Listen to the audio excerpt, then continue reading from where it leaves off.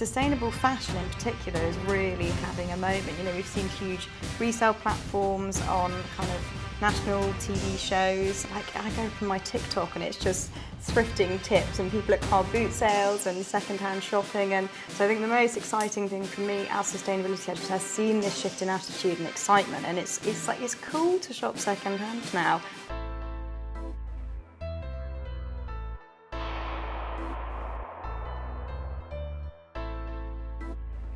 Hi and welcome to the SATCoL podcast. I'm your host Naomi May, a writer and editor, and I'm so excited to be joined by Marie Claire UK's health and sustainability editor Ali Head. Welcome, Ali. Thank you so much for having me. Of course.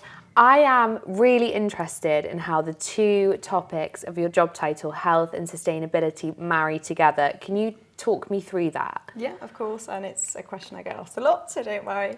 I've always kind of drawn the parallel of health being you looking after yourself and your own body, and sustainability being looking after the planet, right? And I think there's quite a lot of overlap there, actually. If you think about your future and you're someone who's kind of investing in moving your body quite a lot, or, I don't know, eating good foods to invest in long-term health, then you probably will be quite eco-conscious as well, because you want to invest in the long-term health, as it were, of the planet. And what is the wider ethos at Marie Claire surrounding sustainability? Yeah, so we always encourage our audience to start somewhere. That's kind of our tagline. And I know when I joined, so I've been full-time as sustainability editor for about 3 years now, even I was a bit like, oh my goodness, sustainability can feel so overwhelming if you just take it at top value and you suddenly go, oh my goodness, I've got to go vegan, I've got to never buy clothes again, XYZ, I need an electric vehicle. And I think so many people can just get so overwhelmed. And actually, all we're trying to encourage our readers to do is one small thing, say every day, that will add up to make a much bigger difference. And what are some of the most exciting sustainable developments you've seen, and how has that narrative changed? Yeah. When I joined Marie Claire UK kind of 3 or so years ago now, we were doing so much reporting on wider climate change, global warming, what and why, things were happening as they were.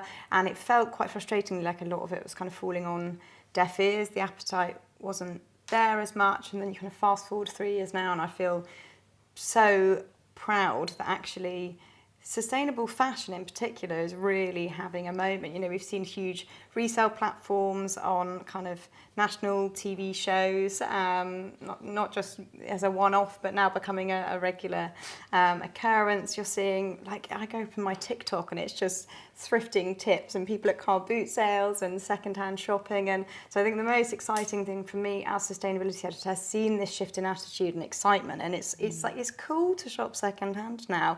You don't have to. I think we're so conditioned actually to just buy things because we need them. And if you actually stop and think, like, do I need it or do I think I need it? And do I have something at home that I could repurpose or, make look a certain way? If you liked a person's outfit, do you have to shop all of the links, or could you just get creative and be like, right, how do I do this so often. How do I make that from my own wardrobe with the things I already own? If you get bored of how your living room looks, shop your home a bit and go, right, that's been in the study, perhaps put that in the lounge, or, whatever it might be. So, I feel quite lucky in that. I think I've always had quite a slow approach to things. But it's not always that way for most people, and I think the majority of the UK population. Like, I used to go to the high street with my mum if I was going out, and you'd buy a new top because you were going out, and that's just what that's what you did. And so I think reframing that mindset completely of how you act and how you shop is the kind of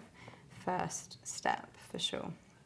And what's been the most interesting topic that you've covered in terms of the environment? Yeah, I know. So personally, a lot of the panels that I do are on kind of sustainable fashion, and as you can probably hear, I could wax lyrical about all the different ways you could upcycle, make things look different, and I get to talk to so many amazing experts day in, day out that are so passionate about that and can share so many great tips. But my editor-in-chief, Andrea, actually kind of put this issue on my radar about 2 years ago now, and I just could not believe it. We ran a lot of coverage around it as part of our Guest Edit special with Bonnie Wright in April, who has a really amazing book about living more sustainably. And it's essentially about the kind of gender imbalance when it comes to climate change. So it's no secret that climate change is impacting certain parts of the world more than others, and sadly often those parts of the world are least responsible for the climate change issues that we're facing. And more often than not in these communities, there's still a massive gender imbalance of kind of women ranking lower than men, and so having to do more, even for example household chores like go and collect water.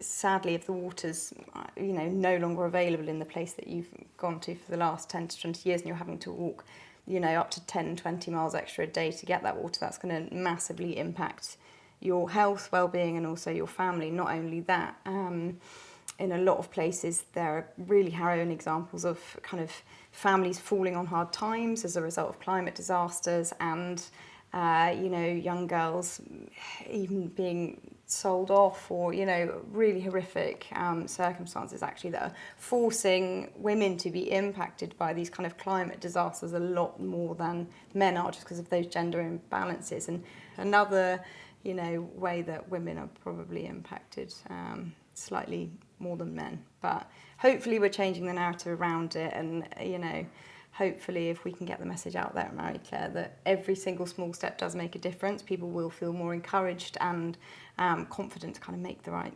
steps and make those decisions that make all of the difference. A lot of the work we're trying to do at Marie Claire is make sure that the brands we're featuring are genuinely sustainable and B Corp certified, Leaping Bunny certified, Soil Association certified, anything, any of the bodies that do amazingly hard work to make sure that these myths and the greenwashing is dispelled. But then do the general public know to look out for the B Corp certification? Often not. So making sure they know what a B Corp is, making sure our readers know what Leaping Bunny is, and so on. But I do think there needs to be kind of stricter, perhaps not legislation, but greenwashing does definitely need to be part of the narrative more. And I hope we are educating our readers more about what greenwashing is and how to kind of spot greenwashing claim versus a genuinely sustainable business doing their bit, because it's a shame when businesses are working so hard to do good and others perhaps not so much. So I know through my work with SATCoL that reusing textiles has a 70 times lower environmental impact, and I know that you are a huge fan of upcycling, so please share all of your tips and tricks with our listeners and viewers. I feel like a little bit of a fraud now, because I feel like, again, my family are going to laugh so much. I am so bad at sewing, but that doesn't mean I don't try.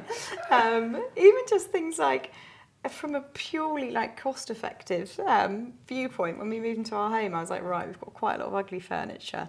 How do we make it not look ugly? I think it's just getting creative. And one of my favourite kind of tricks is just bookmarking any outfits that I love, or home, inspiration that I love, and then kind of seeing what I've got in my house or my wardrobe that I can just get a bit creative with. And also remembering to put newspaper down on your wooden floors, because I so often have not done that when I've painted things, and that's not fun. Tough lesson to learn the hard way. Not fun.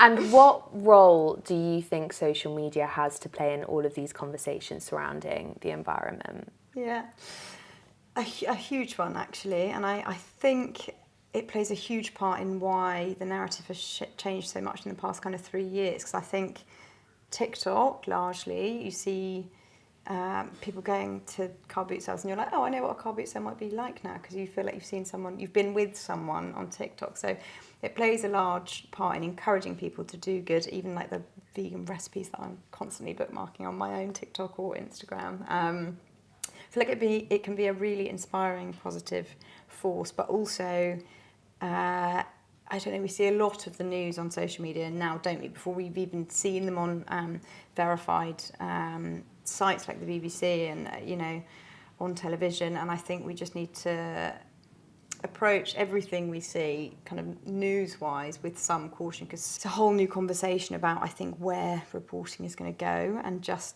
using your common sense, verifying claims where you see them. But then remembering that it means that we're seeing these things as they're happening, and hopefully it means that the narrative will continue to change. People will continue to push forward for more sustainable way of living. We're more connected now than we ever were, and so I think you can only see it as a force of good and a source of inspiration for so many people.